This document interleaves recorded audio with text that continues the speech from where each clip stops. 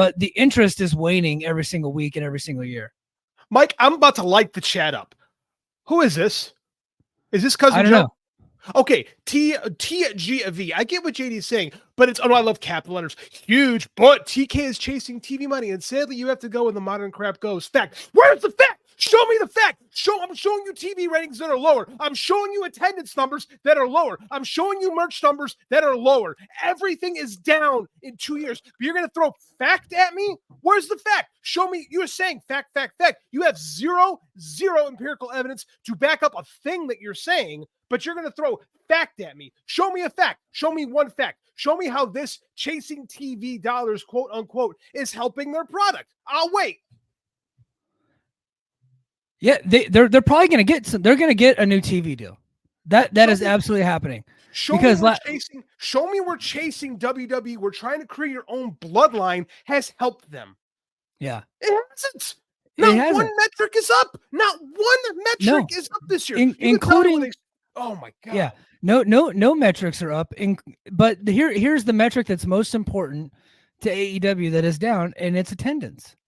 It really is attendance. I would love to. Okay.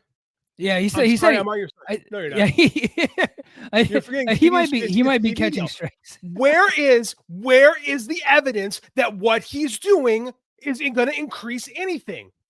Yeah. One thing. Show me one way it's been effective. You think it helps their TV deal having to tarp off arenas? I used to go to AEW shows where people sat in the whole arena. Yeah.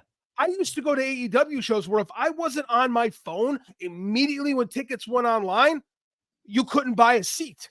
I missed All In 2019 in Chicago because I couldn't get in quick enough. Because people would fly from all over the country because there was more interest in the product. Take your chasing TV dollars thing because you sound like one of them.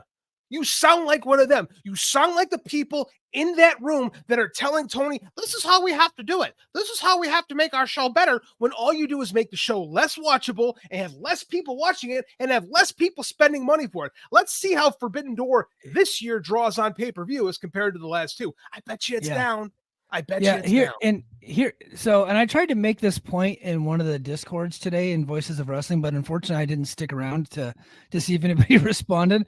But when AEW started, they were like Rage Against the WWE machine, right? They were a movement.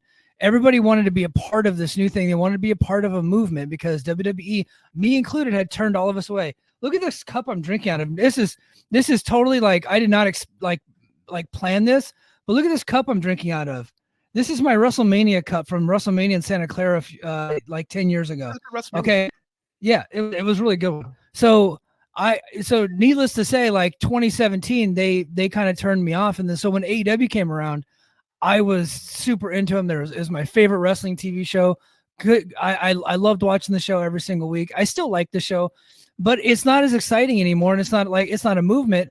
And honestly, it's getting to the point where it's a bit uncool. Somehow, some way, WWE made themselves cool. I think The Rock helped out with that. I think Cody Rhodes is a bit of a dork, but somehow he has ingrained himself to become somebody cool that you want to follow, in spite of the fact that he's got that god-awful neck tattoo.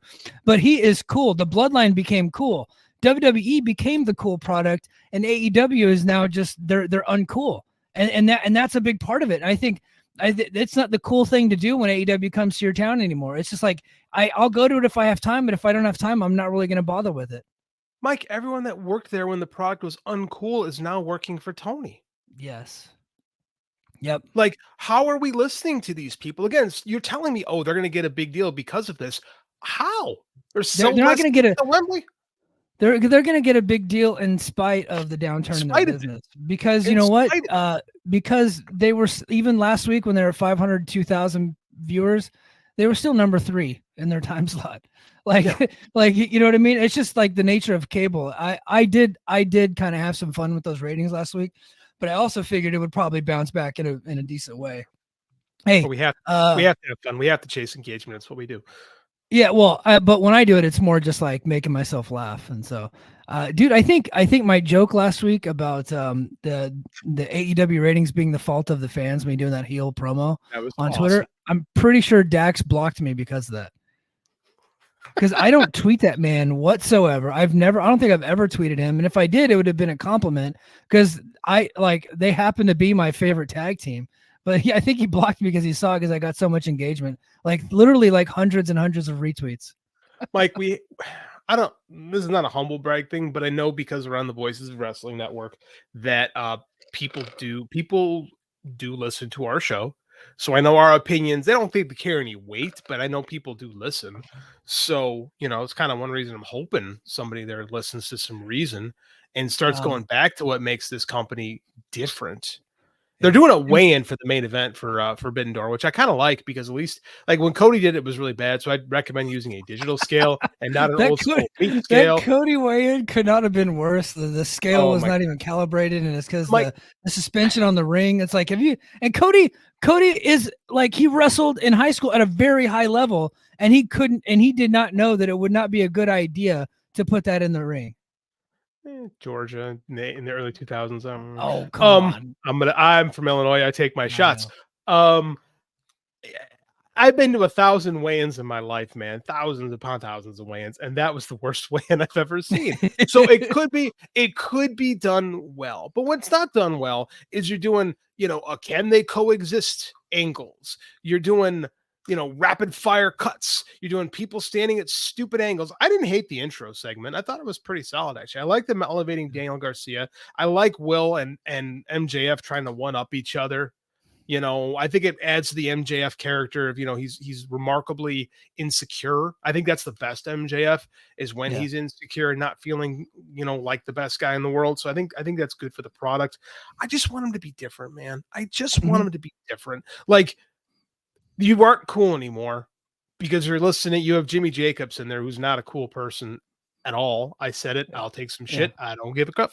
Like, you got people in there who don't do cool work, who have never done cool work. That's the truth. Well, and they just brought in R.D. Evans, which I don't think you and I even had the opportunity to talk about. So JD, do you know what storyline R.D. Evans was actively working in TNA whenever he left? No.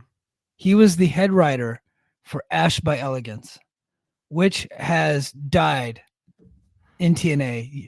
I mean, it's really bad. And one of the reasons why he left is because they thought that it was really bad and they were trying to get him to change it. And he didn't, and he liked it. He liked what he was doing with the Ash by Elegance, and it's so bad. And that's who Tony Khan just hired. And so look, we're not sitting here just trying to shit all over AEW. No, I want it to be better. We actually really like it. I'm pretty excited for Forbidden Door. We're going to do a little bit of a Forbidden Door preview here pretty soon after we talk some other stuff. But we're just like, look, we know for a fact that people in that company have listened to this show. We've heard that they have heard us before, so they do know who we are. I want you guys to hear what I gotta say. Stop chasing WWE and just do your own thing. Be yourselves and just put out good television. And eventually things will start to bounce back. It's going to go down for a little bit because you got to build some new stars, and you can't continue to rehash these WWE fires and these old guys and putting them up at the top. You got to build some new, exciting, and young stars. NXT freaking sucks. It is the worst pro wrestling television show. It is worse than MLW as far as like quality wrestling television. And I don't have any qualms of saying that because I have done some MLW podcasts. MLW is absolutely a better product than NXT.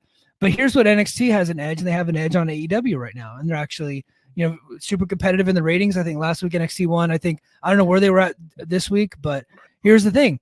They have young, hip, and cool people on that show. And they're constantly cranking out new stars for young people to get behind. And AEW needs to get more of that. They need some new energy into this company that is not just chasing what WWE is. I agree with you. I think that's why they had those three guys in the opening segment they had. Yeah. Right. I think having Swerve and Ospreay is a good move for the main event of this program. I think that's all well and good. Here's what's important in pro wrestling thing people forget about. Perception is the most Oh, Go ahead. I'm gonna light up King of the North in a sec. oh, I like that. Yeah. Perception in pro wrestling is more important than anything. Like I talked about Yeah. Hulk Hogan. Hulk Hogan was perceived the biggest star in wrestling, so people bought into it. WWE is perceived to be the coolest company in the world. You know what else when WWE was perceived to be the coolest company in the world? The Attitude Era. Yeah. Go back and watch Attitude Era Raw.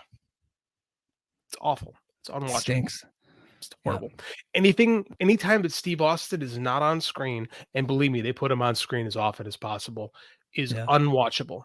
It's unwatchable until The Rock gets good, and then you have 2 segments that are watchable. The rest of it is ass. But people bought into it. People watch it because perception is the most important thing in wrestling. And WWE gets that, and they've created the idea that their product is cool and your product is not. Now, part of it is because they have that Legental Army and Nick Khan planting the right stuff. But at the same time, Tony acts like they're not cool. Yeah. And when was WCW the number one company? When they were cool, when NWO hit, and they were cool. King of the North, he's backpedaling a little bit. This dude. Oh, what did the King say? I missed it. Noted young and cool guy Sean Spears. Okay, that's an exception. Come on, that's an exception.